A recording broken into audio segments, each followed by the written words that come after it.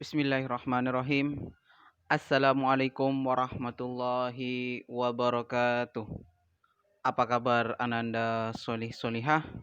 Semoga kita semua masih diberikan kesehatan oleh Allah. Semoga kita masih dalam lindungannya dan semoga kita dijauhkan dari pandemi COVID-19 ini.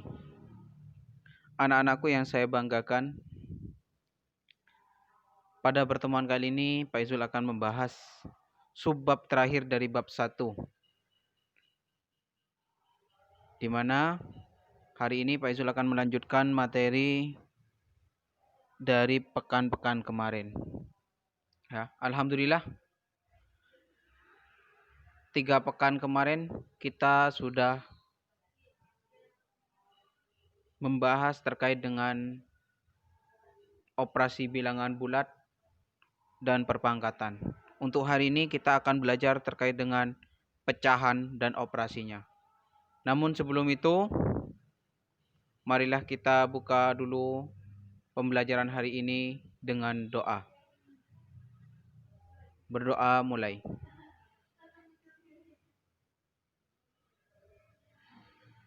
Selesai.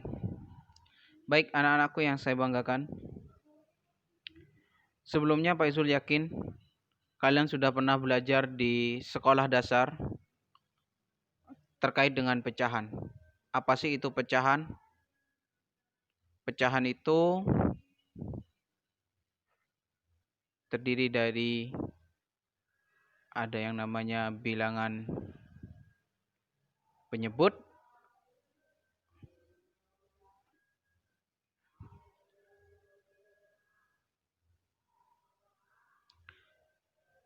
namun sebelumnya Pak Izul yakin kalian sudah pernah belajar terkait dengan pecahan di sekolah dasar. Untuk kali ini Pak Izul hanya sedikit mengingatkan saja apa itu pecahan, ya. Oke, langsung saja kalian bisa buka bukunya halaman 27. Sebelum itu ada konsep-konsep pecahan. Konsep pecahan di buku kalian yang telah kalian pegang itu ada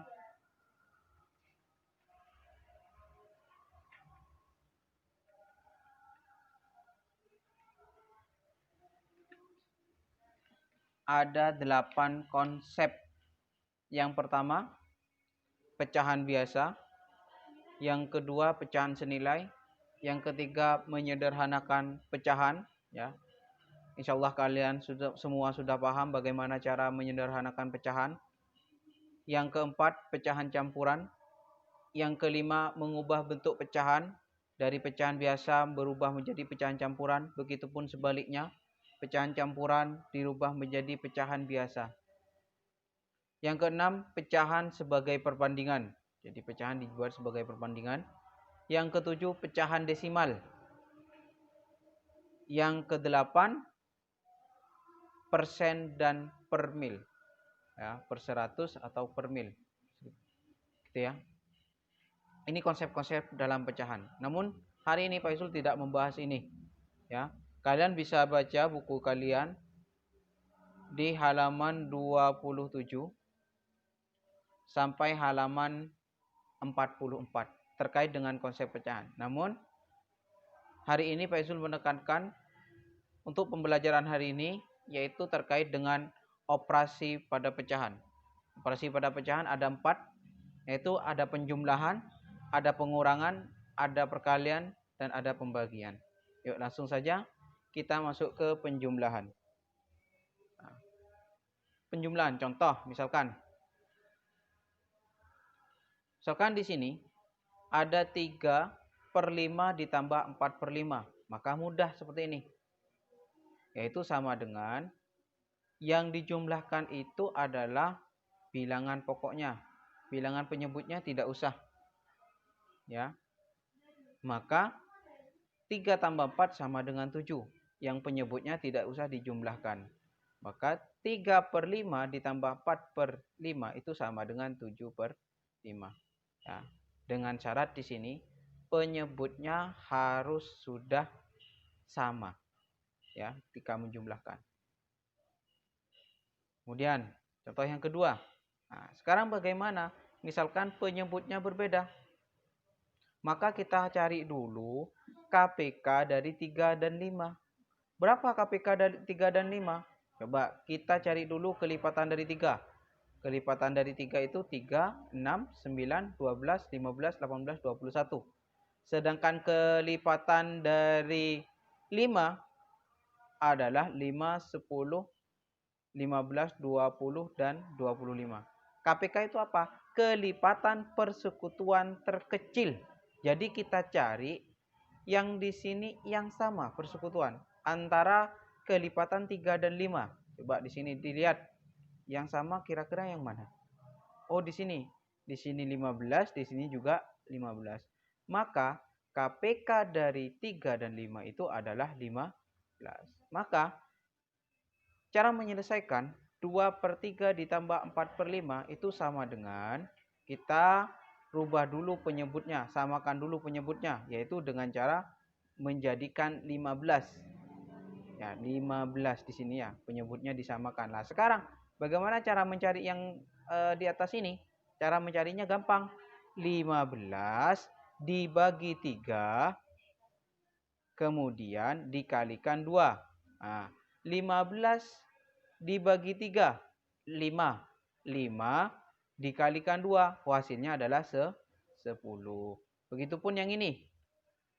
12 dapat dari mana? 12 dapat dari 15 dibagi 5, hasilnya 3.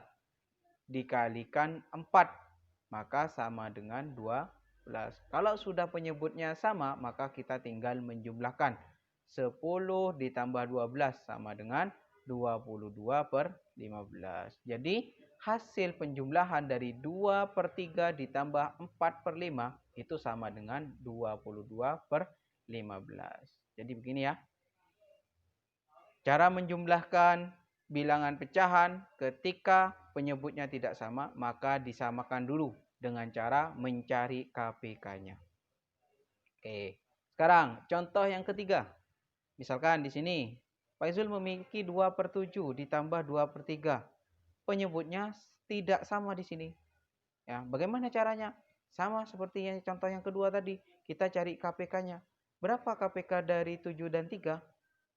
Nah, cari dulu kelipatannya 7. Kelipatan 7 itu 7, 14, 21, dan 28. Kemudian 3, berapa kelipatannya? 3, 6, 9, 12, 15, dan 18, 21. Itu ya. Kemudian, kalau setelah itu, maka kalian tinggal cari persekutuannya. Ya. Persekutuannya berapa yang sama di sini? Oh, yang sama adalah 21. Maka KPK dari 7 dan 3 adalah 21. Nah, sekarang kita rubah 7 dan 3 ini menjadi 21. Ya, 21. Sini juga 21. Maka bagaimana cara mencari 6? Cara mencari 6 adalah 21 dibagi 7 sama dengan 3. 3 dikali 2 sama dengan 6. Pak Izul ulangi. 21 dibagi 7. Kemudian dikalikan 2 sama dengan 6. Begitupun yang 14. 21 dibagi 3 sama dengan 7. Dikalikan 2 sama dengan 14. Maka sekarang kalau sudah penyebutnya sama, maka kita tinggal menjumlahkan saja. 6 ditambah 14 sama dengan 20/21. Oke ya, sekali lagi materi ini hanya Pak Izul mengulang materi yang kalian sudah dapatkan di SD. Itu ya. Ini terkait dengan penjumlahan. Sekarang bagaimana kalau pengurangan? Ya, pengurangan. Contoh misalkan 4 dikurangi 4/5 dikurangi 3/5, maka sama dengan, kalau sudah penyebutnya sama, maka kita langsung mengurangi saja. 4 dikurangi 3 berapa? 4 dikurangi 3 adalah 1/5. Ya. Gampang ya. pengurangan itu sama dengan penjumlahan. Nah, sekarang bagaimana kalau misalkan penyebutnya tidak sama? Nah, sama dengan penjumlahan tadi, maka kita samakan dulu penyebutnya dengan cara kita cari KPK dari 3 dan 2. Berapa KPK 3 dan 2? Maka kita cari dulu kelipatan 3. Kemudian kita cari kelipatan 2. Maka ketemulah di sini yang namanya persekutuan. Berapa persekutuannya? 6. Maka KPK dari 3 dan 2 itu adalah 6. Itu ya. Maka penyebutnya yang semula 3 dan 2 kita ganti dengan 6. Ya. 8 dapat dari mana? Sama seperti tadi. 8 dapat dari 6 dibagi 3 hasilnya 2. 2 dikalikan 4 sama dengan 8. Begitupun yang 3. 3 hasilnya dari 6 dibagi 2 hasilnya 3. 3 kali 1 sama dengan 3. Maka kalau sudah penyebutnya sama, maka kita tinggal mengurangi saja. 8 dikurangi 3 sama dengan 5/6. Ya. Kemudian contoh yang ketiga, terakhir. Misalkan di sini ada 3, 7. Penyebutnya juga tidak sama, maka kita samakan dengan cara mencari KPK. KPK dari 7 dan 3 adalah berapa? Nah, ini ya.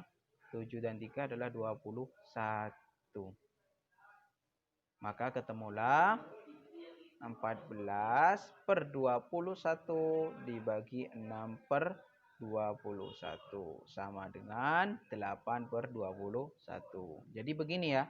Kalau pengurangan dan penjumlahan, ketika penyebutnya tidak sama, maka disamakan terlebih dahulu. Bagaimana cara menyamakan penyebut? Maka carilah KPK dari penyebutnya. Gitu ya. Itu terkait dengan penjumlahan dan pengurangan. Sekarang kita masuk ke operasi yang ketiga, yaitu perkalian.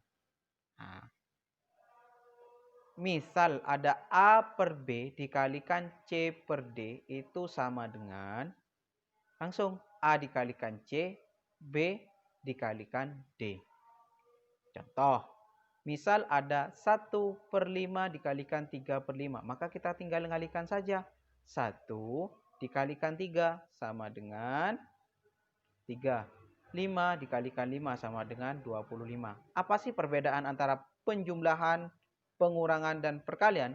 Kalau penjumlahan, penyebutnya tidak usah dijumlahkan. Tetapi kalau perkalian, penyebutnya harus juga dikalikan. Ya, sudah ya. Begitupun pengurangan. Kalau pengurangan, penyebutnya tidak perlu dikurangi. Namun, kalau perkalian, penyebutnya harus juga dikalikan. Oke. Kemudian, contoh berikutnya. Nah, di sini ada 4/3 dikalikan 1/2. Yang perlu kalian pahami terlebih dahulu, kalau misalkan tadi penjumlahan, penyebutnya itu kalau berbeda disamakan dulu penyebutnya. Tetapi kalau perkalian, meskipun penyebutnya berbeda, maka kalian langsung saja dikalikan. Contohnya di sini. Ya, contohnya di sini. Maka hasilnya berapa di sini? 4 dikali 1 per 3 kali 2. Maka hasilnya adalah 4/6. Jadi begini ya. Mudah kan? Nah, itu terkait dengan perkalian. Sekali lagi Pak Izul ulangi, kalau perkalian tidak perlu menyamakan penyebut. Ya. Operasi ketiga, perkalian. Sekarang operasi keempat, yaitu pembagian.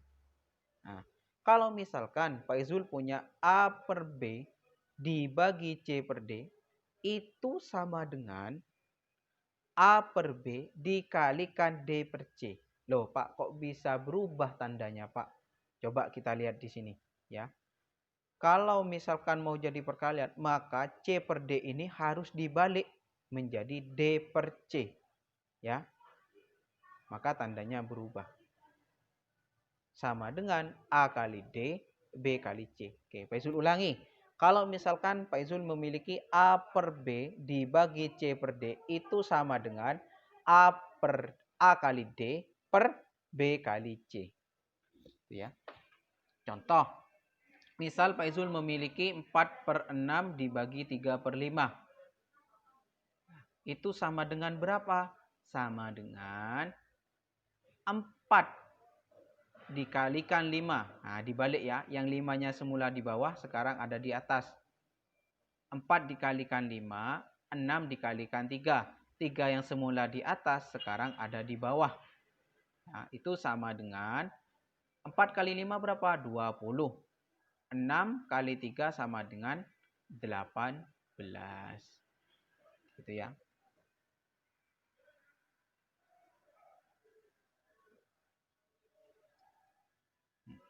Nih, inilah contoh dari pembagian.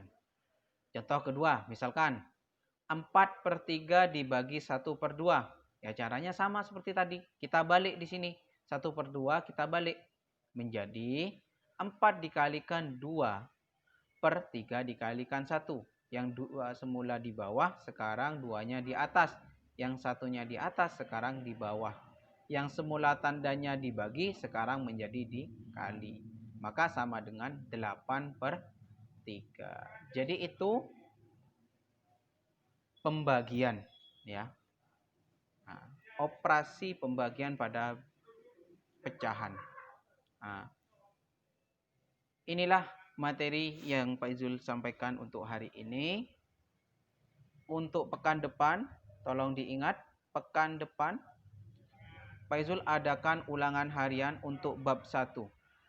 Ya, jadi silakan kalian pelajari apa yang telah Pak Izul ajarkan, mulai dari penjumlahan bilangan bulat, perpangkatan, kemudian operasi pada pecahan. Tolong kalian perdalam ya materi ini. Insya Allah pekan depan hari Rabu